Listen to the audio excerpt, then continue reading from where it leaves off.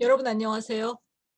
이 영상 시리즈는 논문을 읽어봅시다라는 제목으로 제가 그 시리즈로 지금 영상을 찍고 있는데요. 지난 10월에 한국미학예술학회 가을 정기학술대회에서 이제 발표했던 제 논문을 그 발표 시간 동안 충분히 전달하지 못했던 부분을 논문을 정말 천천히 읽어가는 방식으로 여러분하고 공유하고자 제가 이 영상 시리즈를 찍고 있는 겁니다. 그래서 지난번까지 해서 3번의 영상이 있어요. 논문을 읽어봅시다. 1, 2, 3이 있고 그 내용은 이 논문에서 서론입격에 해당되는 도입부, 그다음에 본론의 첫 장에 속하는 포스트 온라인 매체 조건과 능력주의 사회에 대해서, 그리고 포스트 진실의 문제를 이렇게 삼각형의 편대로 다룬 부분을 읽고 제가 좀 추가 설명도 하고 여러분하고 공유하기 위해서 조금 더 이제 논문 발표의 형식 안에서도 추가적인 설명이라든가 뭐 보충되는 여담 얘기까지, 시사적인 부분까지 얘기하는 방식으로 3편의 논문 읽기 영상을 찍었습니다. 지금 이제 4번째가 되는데요. 이 4번째 비디오에서 가장 중요한 부분은 사실 이 논문의 핵심에 속하는 데리다가 18세기 초중반까지 서구 유럽 사회의 지성사에서 되게 중요한 족적을 남긴 장자크 루소의 이론들을 가지고 해체적으로 접근한 논의를 제 논문에서는 역사적인 어떤 거리를 두고 우리가 지금 처한 이 인식론적인 위기, 그리고 도덕적인 위기, 그리고 정치 사회적인 혼재, 그리고 문화예술에서의 어떤 수행성에 대한 딜레마 같은 것들을 들여다보는 중요한 역사적 레퍼런스로서 제가 이 논문 3장에서 다루고 있는데, 그 부분을 오늘 이제 비디오에서 다루고 읽어보려고 합니다. 뭐 논문에서는 보여드릴 수 없었지만 이게 이제 영상이니까, 유튜브 영상이니까 장점이 있지 않습니까? 그래서 제가 생각을 해보니까 이 논문에서 특히 제 논문의 3장에서 주축이 됐던 문헌을 보여드리는 것도 좋겠다는 생각이 들었어요. 가장 중요한 건 한국어로 번역된 그라마톨로지라고 하는 책. 이게 이제 데리다를 전 세계적인 20세기 중후반에 전 세계적인 석학으로 만든 굉장히 문제적인 저작입니다. 그라마톨로지라는 책이고요. 이 책이 사실 이렇게 두꺼운데 번역서로서도 두껍지만 이 책의 거의 3분의 2가 사실은 루소를 다루고 있습니다. 겉으로 보면 이 문자 이론 언어학 같은 책이지만 사실은 데리다는 서구 계몽주의에 굉장히 중요한 역할을 근데 계몽주의를 옹립하는 데 역할을 했다기보다는 서구 계몽주의가 가진 어떤 이성의 한계라든가 이성이 가진 자기 어, 결여된 부분들에 대해서 굉장히 중요한 공박을 한 저자로서 루소를 다루고 있거든요. 근데 그걸 루소 스스로도 놓치고 있는 부분에까지 이제 해체적으로 읽어간 게 이제 이 데리다의 그라마톨로지라는 책입니다. 그다음에 제가 이제 논문에서 되게 루소 연구의 저작으로서 참조한 책은 스위스 출신의 문해 비평가인 이 장 스타로뱅스키입니다. 근데 장 스타로뱅스키의 제 책에서 제일 중요했던 책은 이 책이 아니고, 제가 이 책은 스타로뱅스키가 이 서구 계몽주의, 특히 18세기, 그러니까 프랑스를 중심으로 일어난 민중혁명, 그리고 그렇게 해서 서구 사회가 신분차별이라든가 계급차별 같은 것들로부터 벗어나는 그러니까 근대적 사회로 진입할 수 있도록 했던 그 시기에 문화예술이 어땠는가를 연구한 책이 이 책이거든요. 두 개의 스타로빙스키의 저작이 이렇게 합쳐져 있는 거예요. 자유의 발명이라는 책하고 이성의 상징이라는 책인데, 그 책을 묶어서 이제 이충훈 교수가 번역을 한 거예요. 근데 이 이충훈 교수가 이제 이 스타로빙스키를 굉장히 많이 연구하시고 번역하시고 있는데 스타로빈스키의 사실은 박사학위 논문이었고 루소 연구의 그 가장 정점이 되는 저작은 사실은 장자크 루소 Transparency or Obstacle이라는 그러니까 그 우리나라 그 번역어로는 장자크 루소 투명성과 장애물이라는 저서로 그 번역이 된 책이에요. 근데 이 스타로빈스키의 이 책이 그 대우 학술 총서 뭐 이런 식으로 연구 지원을 받아서 번역이 됐는데 뭐 우리나라 출판 시장 여러분 잘 아시지만 대중적으로 팔리지 않는 책들은 작은 부수만 발간하고 또 단종돼 버리잖아요. 근데 2012년에 이 책이 아카넷에서 번역돼 갖고 나왔는데 없어요. 시중에 구할 수가 없고 저 같은 경우는 또 그 책을 몰랐었고 그래서 어렵사리 구한 게 이제 다른 대학에 있는 도서관에서 우리 학교를 통해서 대차할 수 있더라고요. 그래서 빌려서 이제 저 연구 기간 동안 몇 달에 걸쳐서 봤는데 지금은 저한테 없는 책입니다. 그래서 그러나 이 스타로빈스키의 이 자유의 발명이라는 책도 제 논문에서는 많이 인용하지는 않지만 굉장히 중요한 책이고 특히 그 18세기 문화예술이 서구의 문화예술 특히 회화 같은 것들이 그 사회상과 어떻게 연결되는지를 굉장히 흥미롭게 다룬 책이 스타로빈스키의 자유의 발명이라는 책이니까 여러분 참고로 하십시오. 그 다음에 이제 루소의 굉장히 많은 저작들이 우리나라에 번역돼 있어요. 그 중에 이제 제가 루소를 통해서 우리 시대의 이런 난맥상을 들여다봐야 되겠다고 생각을 했던 게 사실은 루소 이 사회계약론이라는 저작인데 루소의 이 사회계약론은 제가 여러 차례 그 인용도 하지만 1장 1부에서 이렇게 선언을 하거든요. 모든 인간은 자유롭게 태어나지만 서로 구속되어 있다. 근데 그로부터 이제 개인과 공동체의 관계라고 하는 문제를 이제 성찰하고 있는 게 이 루소의 책인데 루소는 간단하게 제가 이제 논문에서는 이런 기초적인 내용을 다루지 않기 때문에 간단하게 그 소개를 하자면 장자크 루소는 사실은 독학자예요. 그 무슨 체계적인 대학이나 학문 교육을 받은 학자가 아니라 스스로 공부해서 그 당시로서는 굉장히 그 특이한 인물로서 이 자기 스스로 학문을 하고 학자가 될 저작들을 펴낸 그렇기 때문에 사실 굉장히 고독했고 또 자기 스스로 컴플렉스에 시달리고 이랬던 인물 같습니다. 근데 1712년에 태어나서 1778년까지 살았는데 이 기간 동안 이 기간이 딱 서구 사회가 18세기 계몽주의가 도래하고 막 이제 발흥하던 시기잖아요. 이 시기 동안 루소는 사실 되게 여러 직업을 전전하다가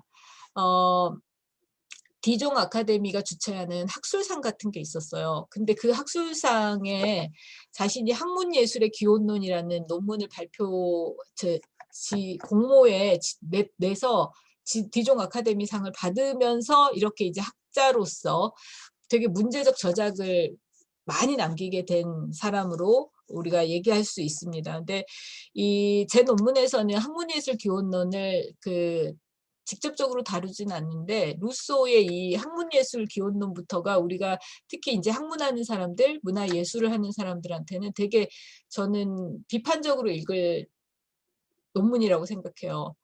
간단하게 얘기하면 학문과 예술의 발전은 사실은 자연이라고 하는 근원적 상태로부터 계속 더 나빠진 상태였다. 그러므로 학문 예술은 필요하지 않을 수 있다라고 하는 굉장히 급진적인 주장을 하는 저작이거든요. 근데 이 학문 예술론부터 시작해서 루소의 여러 저작들, 루소가 굉장히 많은 저작들을 남겼더라고요. 근데 그 저작들이 갖고 있는 굉장히 중요한 그 인식론적 질서가 있어요. 그러니까 루소의 정신을 구성하고 있는 스킴이 있는데 그 부분을 제 논문은 이제 데리다의 비판을 통해서 다루고 있습니다. 그래서 그 부분을 여러분들하고 이제 제 논문을 통해서 공유하고자 해요. 네. 네, 그래서 화면을 공유해서 PPT를 또 열어서 보도록 하겠습니다.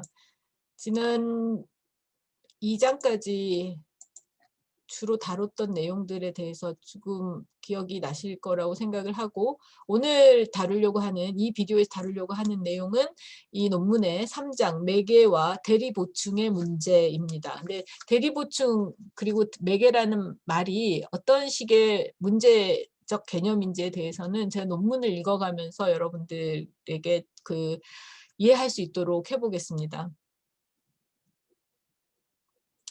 먼저 이제 소절을 또 나눴는데 3장 안에서도 1절은 루소와 데리다의 필요입니다. 그러니까 이 논문에서 제 연구에서, 그리고 포스트 온라인 매체 조건이랑 그리고 현대 문화예술에서의 퍼포머티비티, 수행성이 가진 역설에 대해서 다루려고 하는데 왜 루소와 데리다를 우리가 관통해야 하는지에 대해서 이 논문의 이 절에서 제가 설명하고 있습니다. 읽어가겠습니다.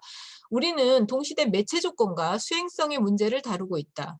그런데 어째서 여기 루소와 데리다가 필요한 것일까? 우리는 행위 직접성, 현존의 투명성, 비매개성 같은 속성이 의심의 여지 없이 그 자체인지, 그 개념들은 어디에 근거하고 있는지 알아보고자 그들을 읽는다. 혹시 그 직접성은 중개를 통해 이루어지는 것이 아닌가?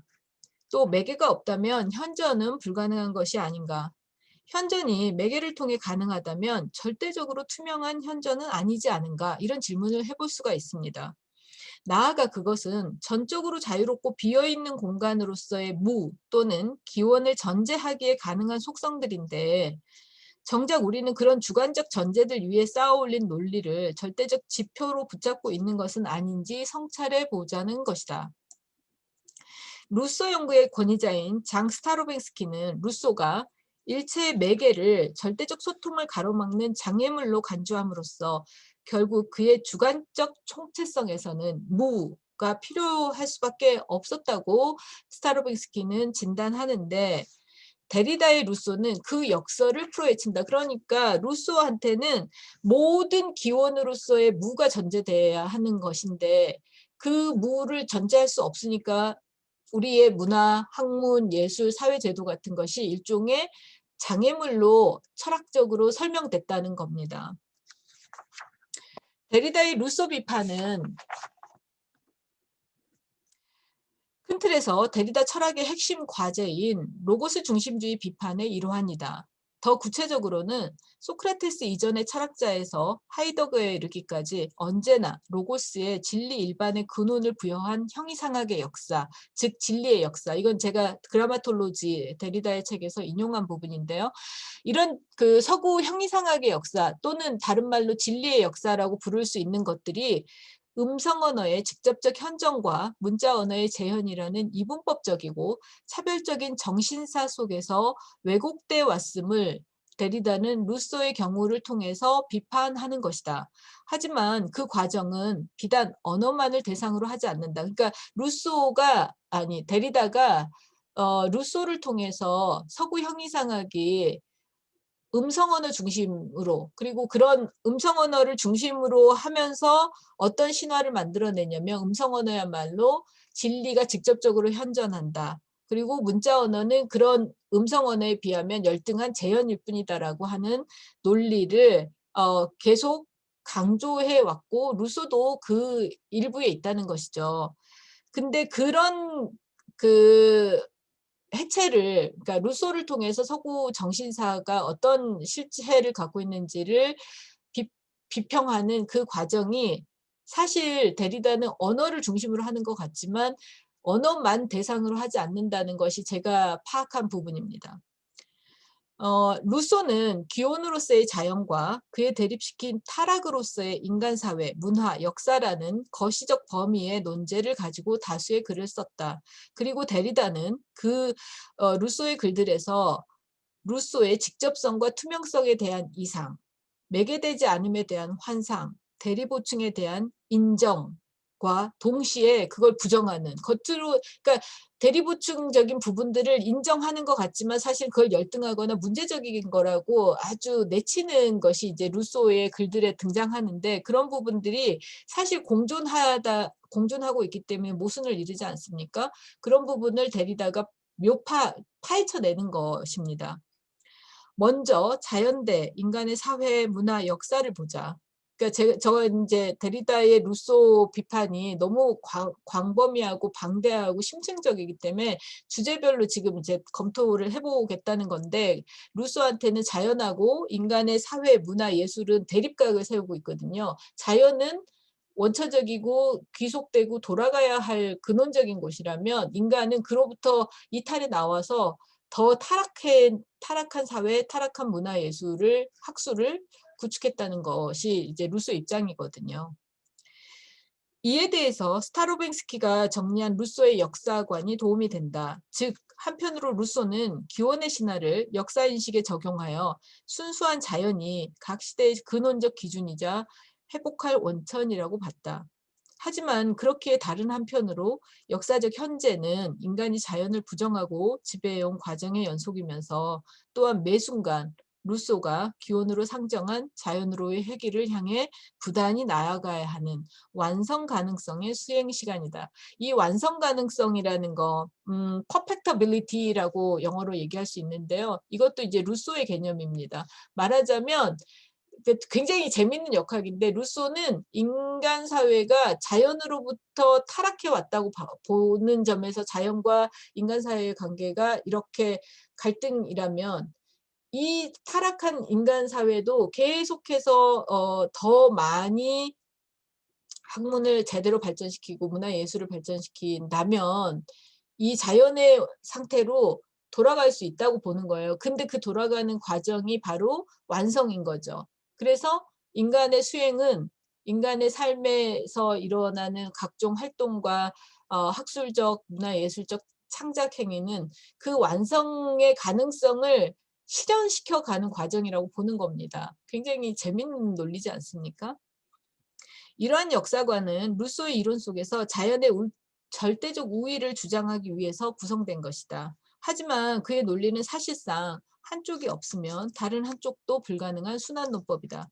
이 논법이 다음과 같은 논리를 견인한다. 즉, 루소에 따르면 현재는 자연에서 멀어진 인간의 타락과 악덕으로 인해 인간의 자유가 구속됨은 물론, 실제와 외관의 불일치, 선과 악의 대립, 자연과 사회, 인간과 신, 인간과 인간 자신 등의 단절이 만연한 상태다.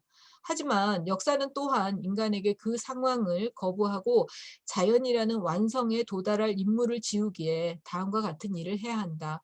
현 세대에서 다음 세대로 이어지는 더 나은 행위의 실천, 그리고 자유로운 의사결정, 올바른 진리 추구, 도덕개혁, 교육혁신, 정치체제의 조직이 필요하고 가능하다는 것이다. 사실 루소가 굉장히 많은 저작을 남겼는데, 그 저작들의 일관되는 목표의식은, 자신이 이 저작을 쓰는 이유는 방금 제가 읽은 것 같은 더 올바른 사회, 올바른 교육, 그래서 자연이라는 완성태로 돌아가기 위한 노력인 거예요. 그것이 루소의 초기 학술 논고인 학문예술론부터 언어 기원에 관한 시론, 인간 불평등 기원론, 사회계약론 등의 연구 저작과 에밀, 고백록, 누베 알로이즈 같은 문학적 텍스트에 이르기까지 분야와 주제를 가리지 않고 전제되는 논리다. 루소는 그 많은 글쓰기에서 자연, 인간, 언어, 정치체제, 사회조직, 법, 학문, 예술, 행위, 감정, 이성, 노동 등을 논하지만, 사실 요체는 자연의 반대 또는 타락으로서 사회와 문명 전반을 향한 문제제기였다. 그리고 새로운 사회 질서, 학문과 예술, 도덕의 확립을 위해 당대 사회의 자연 부정을 부정하는 것. 자연을 부정하고 인간 중심으로 막 가려고 하는 이 계몽주의 사회를 부정하는 게 바로 루소의 과제였다는 겁니다. 이를테면 부정의 부정을 견인하는 것이 그의 방법론적 주장이었다. 스타로빙스키는 루소에게 그것이 특정 시대의 사회에 가로놓인 장애물로 위토롭게 된 투명성을 복원하는 일이었다고 설명한다. 그가 루소 사변, 그래서 스타로빙스키는 이게 철학적인 진리라고 생각하지는 않아요. 논증 없는 관찰이란 말을 쓰면서 루소의 저작을 특징을 포착합니다. 어쨌든 그가 루소 사변의 전반을 관통하는 것으로 투명성과 장애물을 제시한 이유가 거기 있다. 자연 쪽에 부여된 투명성은 거기서 아카르디아, 기원, 인류의 유년기, 세상과 인간 사이의 베일이나 중재가 없는 상태, 진리 자체를 함축한다.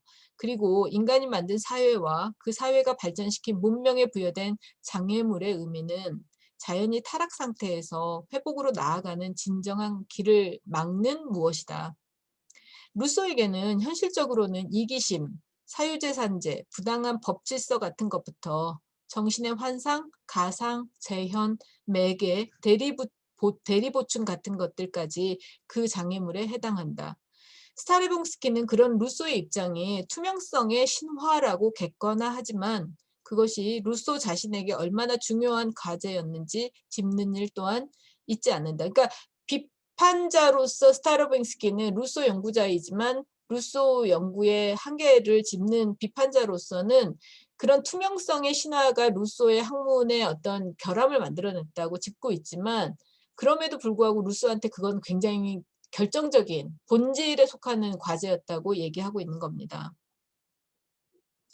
즉 위태롭게 된 투명성을 보존하거나 복원하려는 의도의 단일성, 그런 의도밖에 없었다는 거예요. 루소한테는. 그런 의도의 단일성이야말로 루소의 스탄 텍스트를 관통하는 글쓰기의 정체라는 것이다.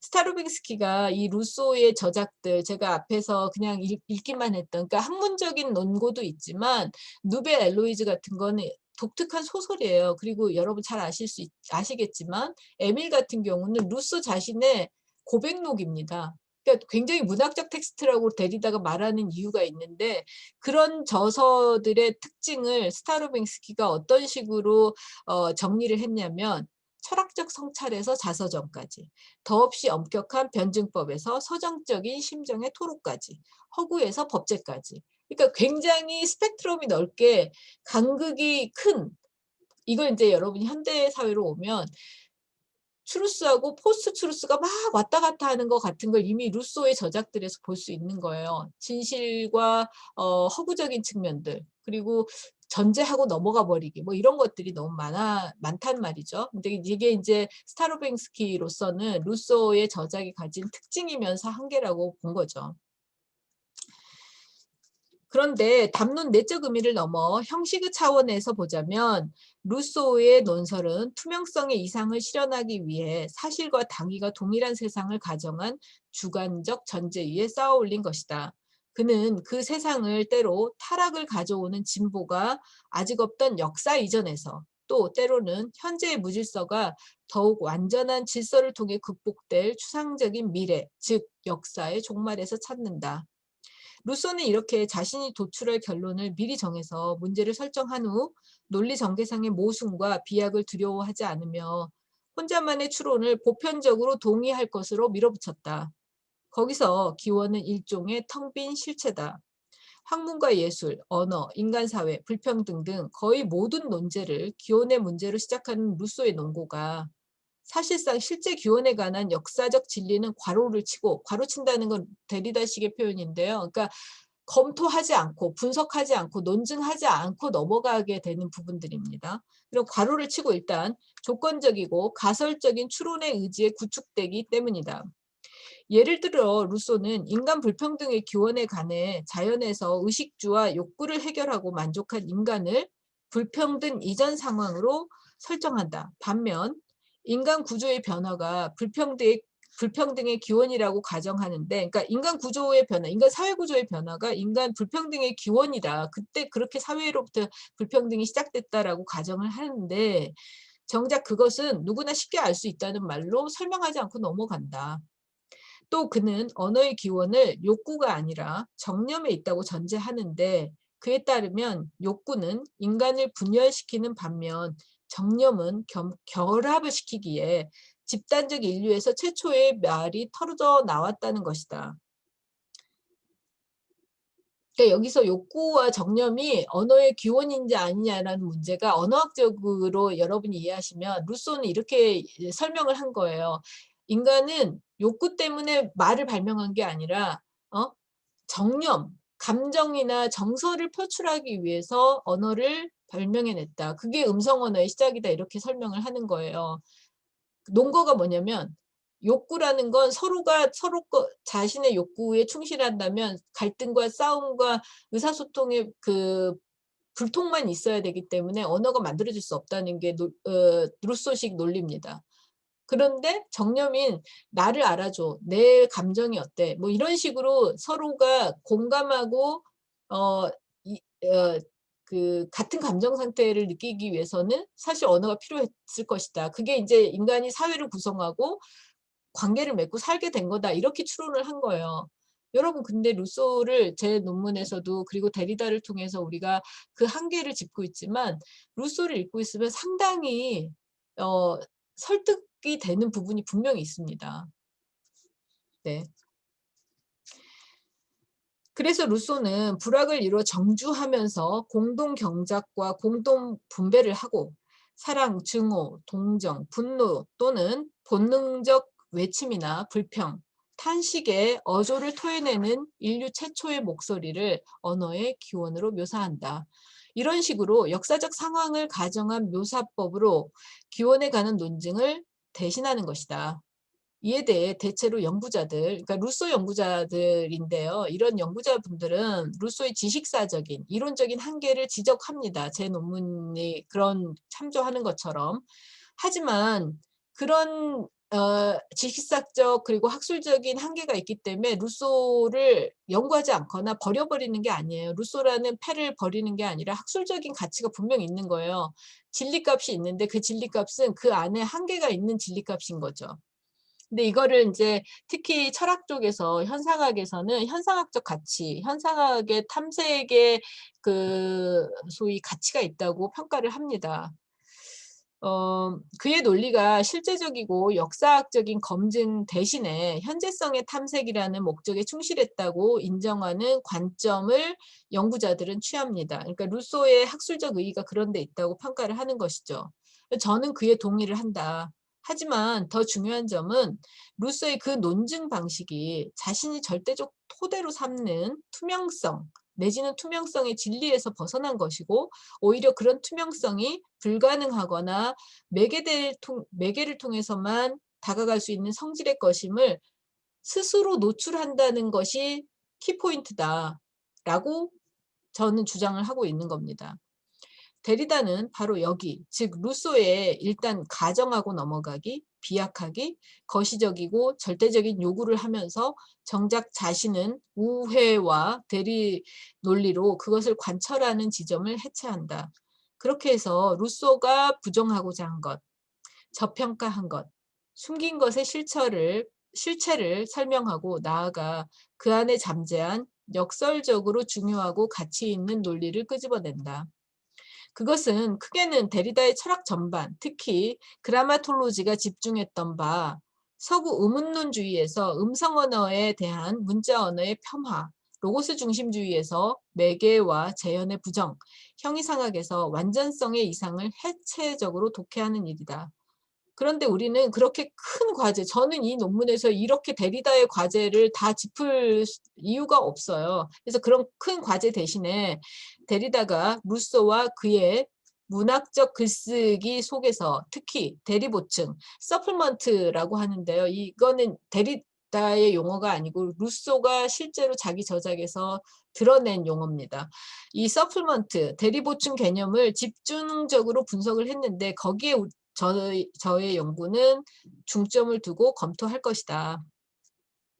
압축해서 말하자면 루소의 논거들에 깔려있는 기원의 신화를 비판적으로 분석함으로써 오늘날 그와는 다르지만 밀접히 연관된 새로운 기원의 신화를 객관화해 보자는 것이다. 그럴 경우 매개와 직접성에 대해 다시 또는 다르게 생각하기가 가능할 수 있다.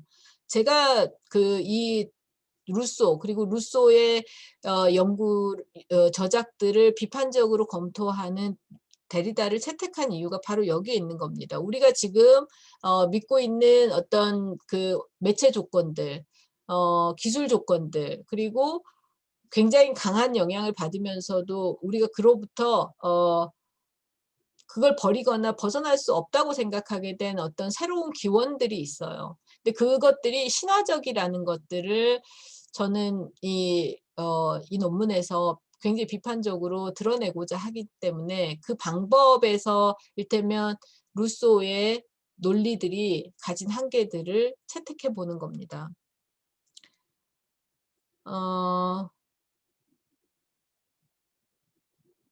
우리는 동시대의 공동체에서 어떠한 수행성을 인식하고 작동시킬 것인지에 대해서도 데리다의 루소 비판을 통해서 알아보고자 한다. 데리다는 루소의 텍스트에서 자신에게 현존하며 그 이웃과 더불어 사는 공동체 모델이라는 지극히 이상적이고 불가능한 모델, 그러나 그 개념을 통해 직접성, 현존, 관계, 자유에 얽힌 사유를 성찰할 힘을 얻는 다분히 루소적인 모델을 발견했다. 그것이 데리다로 하여금 일개 텍스트를 넘어서 세밀하게 그 사실을 확인할 것을 요구한 루소의 지적 가치다. 그러니까 루소는 절대로 이기적이거나 개인으로 넘어가지 않아요. 그 개인과 이기적이거나 아니면 자연의 어떤 그 관계성이 이미 타락해버린 어떤 인간 사회에서 어떻게 하면 관계를 회복하거나 더 나은 사회를 구성할 수 있는가, 그런 국가를 만들 수 있는가가 루소의 과제였거든요. 그리고 그것이 이제 데리다로서는 우리한테 가장 이상적이면서도 불가능한 공동체 모델을 제시한 걸로 보이는 겁니다. 우리가 이 연구에서 이 데리다와 루소를 시차적 관점으로 이해에 도착하고자 하는 지점이 바로 여기다. 즉 포스트 온라인과 능력주의와 포스트 진실의 문제가 중층화된 동시대는 공동체의 어떤 기성 기준을 비틀어 다시 구축해야 하는가를 데리다의 루소를 통해 비춰보고자 하는 것이다. 네, 이렇게 써놓고 슬라이드를 열지 않았었네요, 여러분. 네. 상당히 논리가 어렵기 때문에 사실 저는 이 부분들은 그 읽어 나가는 것이 필요했던 거고, 학술적으로도 읽거나 여러분들이 각자가 읽으시면서 제 논문에서 논지들이 무엇인지를 공유하면 좋겠다는 생각을 한 겁니다. 자, 이제 2절로 넘어갈 건데요. 2절은 이제 방금 이렇게 3장에서 데리다와 루소를 통해서 우리 시대를 들여다보겠다. 그래서 데리다의 루소가 필요하다라고 이제 도입을 했다면 그 본론으로 들어가는 겁니다. 그래서 매개와 대리보충 개념에 대해서 루소가 어떻게 설명했는지. 근데 그거는 루소는 매개와 대리보충을 인정하지 않아요. 그러니까 자기가 그 부분을 주장하고 소개하고 자기 안에 그것이 강하게 작동하고 있다는 걸 알면서 그걸 글로 썼으면서도 그걸 인정하지 않습니다. 열등한 것들 내지는 문제적인 것들, 그리고 자신이 벗어나야 되는 것들이라고 생각을 하거든요. 근데 그거를 바로 인정하는 것이야말로 사실은 우리가 문제를 해결할 수 있는 출발점이라고 생각할 수 있다는 겁니다. 무엇인가들이 매개돼 있다라는 것, 매개가 없는 것이 없다라는 것, 그리고 모두 각자가 현존하는 게 아니라 대리 보충들의 어떤 관계성 속에 있다라는 것, 이건데요. 간단하게는.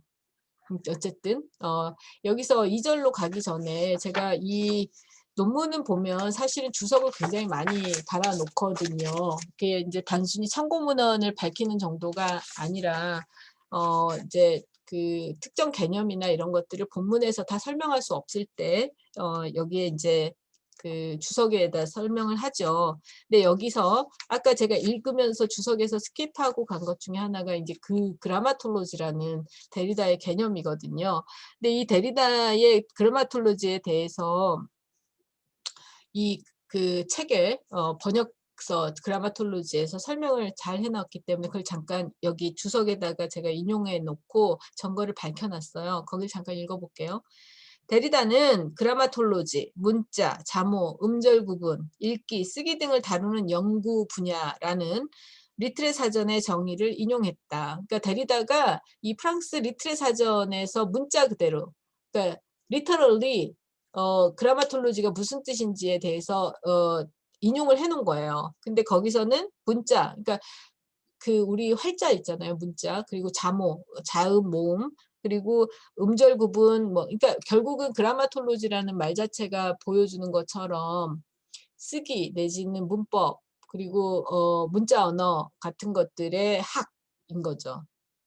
하지만 데리다가 자신의 연구 분야로 설명하는 그라마톨로지는 은유, 형이상학, 신학에 의해 속박된 문자 언어에 대한 학문. 그러니까 형이상학이 서구 형이상학이 이것이 바로 문자다, 이것이 바로 문자 언어다라고 한정해 놓은 것들에 대해서 비판적으로 검토해 가는 학문을 그라마톨로지라고 본인의 학문으로 생각을 했던 겁니다. 그래서 에크리티르 글쓰기죠. 프랑스어로 에크리티를 다루는 학문이라는 게 바로 데리다의 고유한 개념으로서의 그라마톨로지입니다.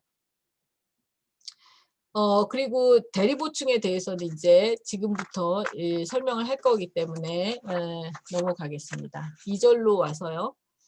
매개와 대리보충에 대해서 인정하거나 불인정하거나, 이걸 근데 인정 또는 불인정 이게 아니라 이렇게 해놓은 이유가 이제 데리다식 표기법이죠. 이거 간에 아주 미묘한 경계선 하나만 작동할 뿐이라는 거예요. 근데 그 부분을 이제 얘기를 해봅시다. 데리다가 그라마톨로지 중에 루소를 통해 설정한 목표는 음성 언어와 문자 언어는 모두 매체로서 대리 보충성이라는 구조적 규칙을 갖는다는 점을 설명하는 데 있다.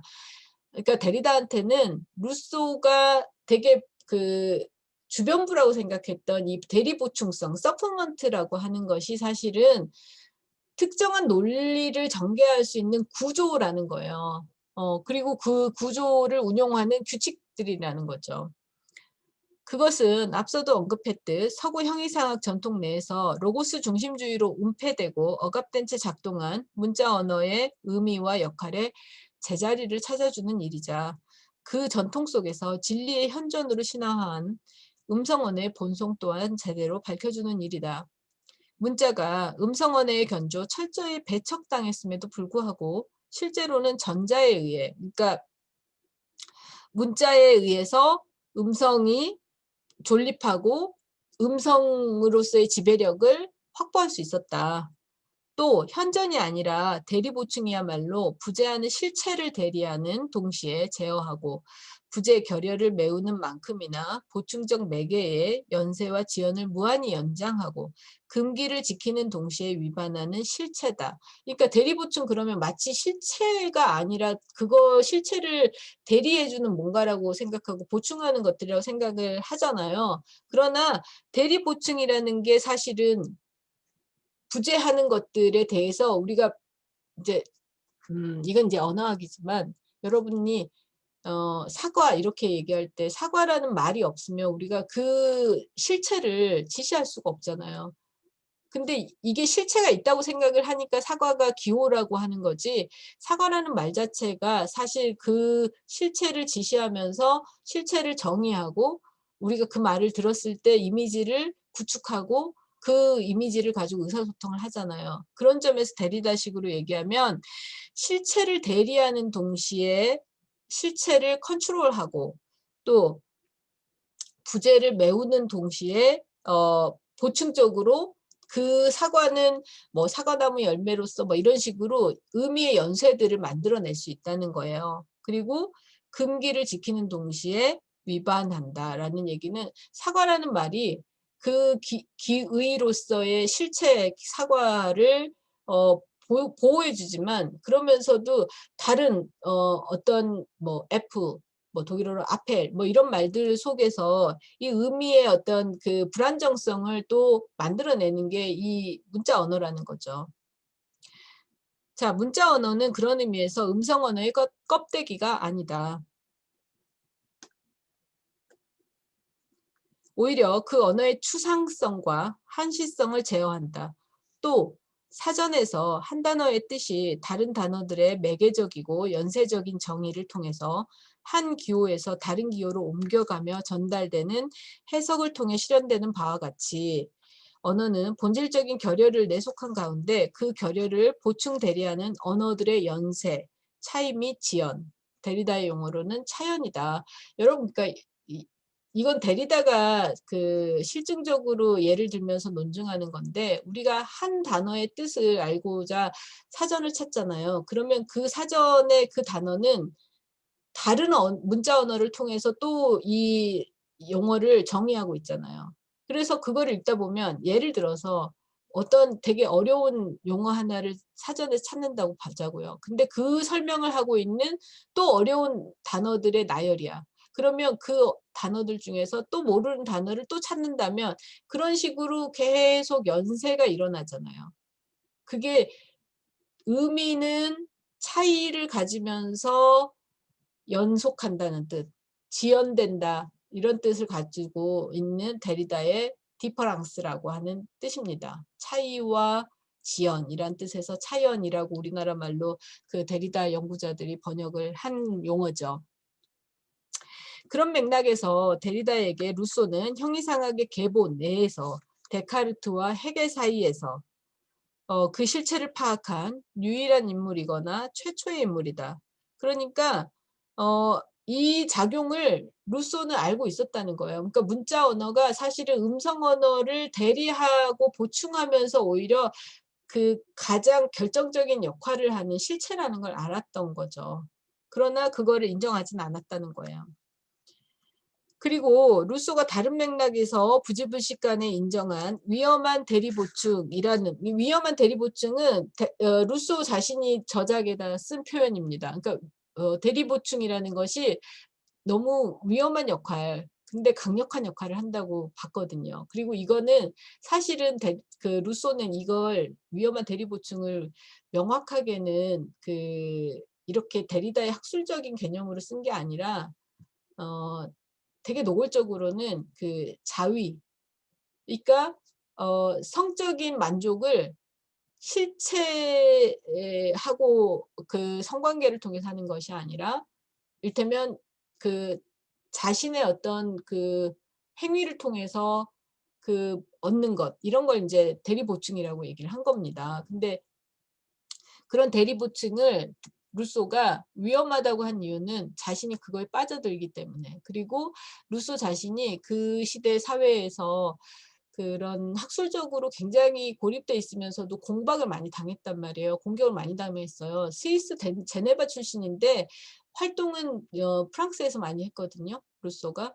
그런데 모든 그 학자들이나 이런 그 학계로부터 굉장한 공격과 그 어떻게 보면 그 거의 그 따돌림을 당할 정도로, 왜냐면 그 여러 가지 에피소드들이 많은데, 근데 어쨌든 그러는 가운데서 루소는 스스로 자신이 혼자 고립돼서 혼자 밥 먹고 혼자 연구하는 게 가장 좋다라고 하는 그 기록들을 남겨요. 에밀 같은데. 이 얘기는 무슨 얘기냐면 어떤 자신의 만족, 자신이 어떤 식으로 그게 성적으로든 뭐든 그 욕구를 충족하는 데서 타인의 관계 속에서 하려고 하지 않고 대리보충을 통해서 가능하다고 깨달은 거예요. 그거를 이제 그 에밀 같은 데서 썼는데, 고백록에서. 근데 그런 데서 그 데리다는 단지 루소가 어떤 자유행위에 대한 얘기가 아니라는 거를 파악해낸 겁니다. 자, 다시 읽으면 루소가 다른 맥락에서, 이때 다른 맥락이, 제가 말한 다른 맥락이 바로 그 맥락이에요. 그 이따가 제가 주석에다 써놓은 거를 읽어보겠습니다. 루소가 다른 맥락에서 부지불식간에 인정한 위험한 대리보충은 데리다에게는 계몽주의의 로고스를 위협하는 문제적 개념으로서 검토해야만 하는 대상이다. 특히 데리다는 루소의 언어 기원에 관한 실론과 인간 불평등 기용론을 중점 검토했다. 루소는 거기서 노골적으로 음성 언어를 현전의 언어로 공정하고 문자 언어와 글쓰기는 인용, 현전의 파괴이며 음성 언어를 병들게 하는 것. 또 인용, 음성 언어에 대해서 대리 보충일 뿐이라고 루소는 비난을 했습니다. 하지만 역설적이게도 루소의 텍스트들은 그가 신화적으로 가정한 자연과 로고스의 부재를 드러내는 글쓰기의 매개성을 통해 의미를 생산한다. 또 그렇게 함으로써 음성 언어의 현전을 언어의 기원으로 추앙하는 표면 주장과는 달리 대리 보충이 그 원리임을 누설한다. 여기서 루소가 원래 이 위험한 대리보충이라고 쓴 말이 무슨 뜻인지 제가 주석 41번, 논문의 주석 41번에 써놓은 거를 읽어보겠습니다. 루소의 원래 표현은 중의적인 의미로 자위행위를 말하는데, 데리다는 1차적으로 이를 루소의 성적 환상과 작가 행위에 결부시킨다.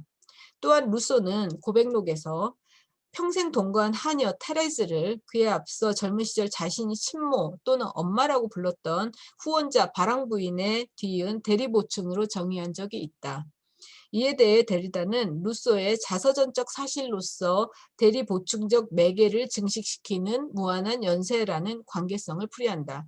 다른 한편 논리적으로는 루소의 글이 집착하는 사물, 현전, 지각의 객관성, 직접성, 근원성이 문자와 글쓰기라는 보충적 매개를 통해 의미를 생산하는 구조를 데리다가 짚었다. 이렇게 제가 써놨습니다. 자, 앞에 그러니까 루소는 스스로 노출을 해놓고도 부정했던 문자 언어의 강력한 힘, 그리고 그 문자 언어가 대리 보충성을 갖는다고 폄하하지만 사실은 그 대리 보충성이 우리가 진리를, 의사소통을, 그리고 정신을 전달하는 굉장히 핵심적인 매체라는 것을 인정하지 않으면서 사용했다는 점을 지적을 했는데, 거기서 나아가 데리다는 루소의 주요 텍스트 또는 그가 철학적 문학을 생산하는 동시에 문학적 글쓰기를 통해 존재하기를 욕망한 것으로 판단한 특정 텍스트들에서 두 개의 계열이 일견 대립하는 것 같지만은 대리복충성의 구조 또는 구조적 규칙에 따라서 상호 연관되어 있다는 점을 파악해냈다. 여기서 이제 제가 인용한 거예요. 데리다를 인용했는데, 데리다는 루소가 철학적 문학을 생산하는 동시에 문학적 글쓰기를 통해 존재하기를 욕망했다. 그러니까 여기서 이제 앞에 장 스타로빙스키와 또 데리다의 어떤 루소 이해가 좀 드러나는데, 정통 철학이 아니라 루소는 철학적 텍스트, 문학적 텍스트, 철학적 사변이 등장하는 글쓰기 뭐 이런 식으로 이해를 받는 거예요. 근데 그건 데리다나 스타로빙스키로서는 그것을 낮잡아서 폄하해서 그러는 게 아니라 루소가 가진 독특한 사상사적 복합성을 얘기하고 있는 겁니다. 그러니까 정통 철학이었다면 오히려 형이상학 비판을 할 수 없었을 것이라고 보는 거죠.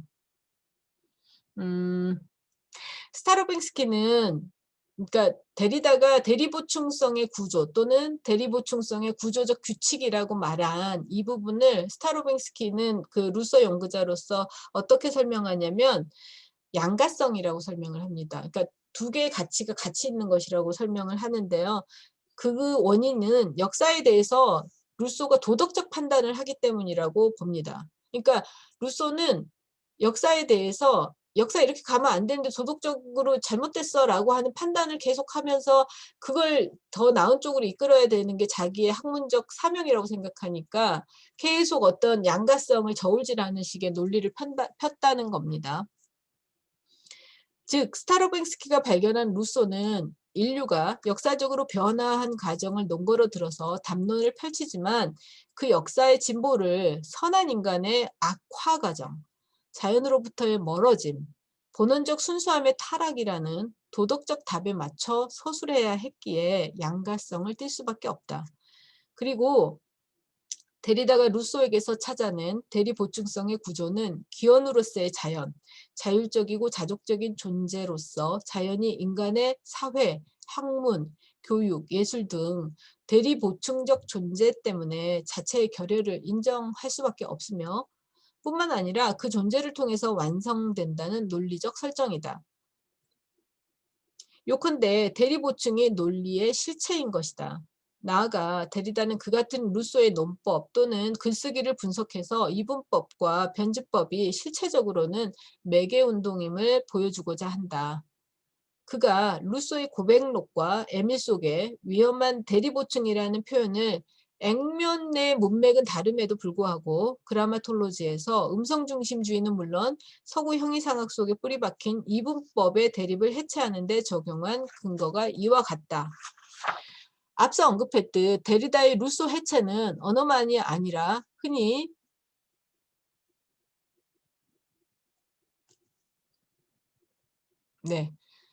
앞서 언급했던 데리다의 루소 해체는 언어만이 아니라 흔히 자연대 인위적 사회 구성체, 자연대 문화, 자연대 예술, 현존대 재현, 이성대 정념, 현존대 부재, 직접성대 매개 등으로 조직된 이 이분법적인 이념이 루소한테는 이게 이분법적으로 굉장히 뚜렷하게 그 설정이 돼 있었는데, 이 이분법적 이념이 사실은 그 안에서 보이지 않게 작동하는 대리보충 구조에 의해서 지탱되는 것을 루소의 논리가 그렇다는 것을 데리다는 꿰뚫어 봤다.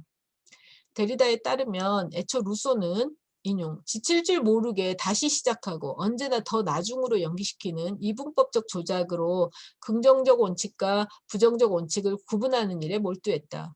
하지만 루소의 텍스트는 의도와는 달리 내적 상호 의존성과 대리적 기능, 그리고 스스로 부인한 중간적인 것, 그러니까 매개를 부인해요. 근데 이 부분을 루소의 텍스트 자체는 누출하고 있다. 이를테면 루소는 언어가 정념을 기원으로 한다는 주장을 관철시키기 위해 자연 언어를 상정하고 욕구에 의한 최초의 몸짓을 그에 대비시킨다. 그런데 그것은 형식으로는 이분법이고 내용상으로는 자연적 소통의 불충분한 또는 결핍과 과잉을 전제하지 않으면 성립할 수 없는 논리다. 또 그가 자연의 타락이라 못 박은 인간 사회는 애초 그 자연 안에 병적인 요소 또는 부정과 위험의 속성을 가정해야지만 타락이라는 것이 가능한 거죠, 논리상. 자연이 완벽한데 사회가 어떻게 타락할 수 있어? 인간 사회는 타락할 수 있겠어요, 여러분? 그죠? 그러니까 타락이라고 하는, 그러니까 자연이라는 완벽함 안에 타락이라는 결여가 있어야지만 이 논리가 성립하는 거예요.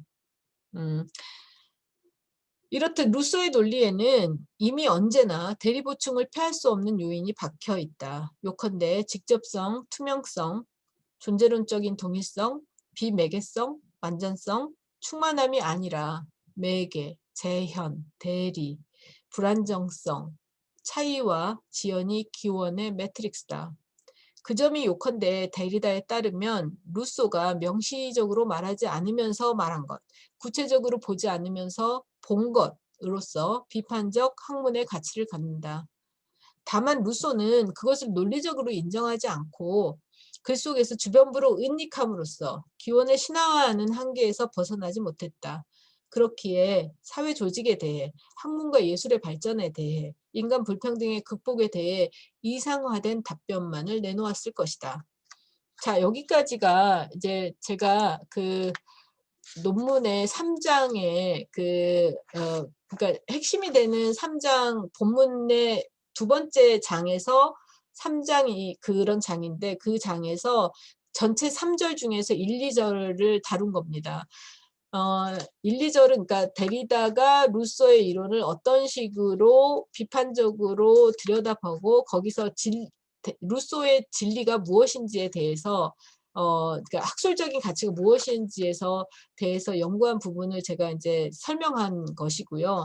이 마지막 3절은 새로운 기원의 해체라고 제가 설명 제목을 붙여놨는데 이제 데리다의 루소 비판을 참고해서 우리 시대의 새로운 신화들은 무엇인지, 그러니까 루소가 신화적으로 가정한 투명성이나 직접성이나 그리고 완전성 그리고 자연의 이상화 같은 것들이 신화였다면 그 신화하고 우리 시대의 그 견줄 만한 신화화됐기 때문에 질문하지 않는 것들, 그럼 능력주의도 마찬가지입니다. 이런 부분들이 무엇인지 그리고 그것들을 어떻게 해체함으로써 우리는 새로운 그런데 진짜 필요한 비판적 그 문제의식을 시작할 수 있는지에 대해서 다루거든요. 그 부분은 분량이 많으니까 제가 다음 영상에서 읽어가겠습니다. 논문을 읽어가고 그때 결론까지 읽어가겠습니다. 여러분, 네, 뭐 저희 자꾸 같은 얘기를 하는 것 같은데 이 영상을 얼마나 보실지 모르겠어요. 학술적인 부분을 그 관심 있어 하실지를 모르겠는데 일단 하면서 저는 약간 스스로 가치가 있다고 생각하면서 하고 있습니다.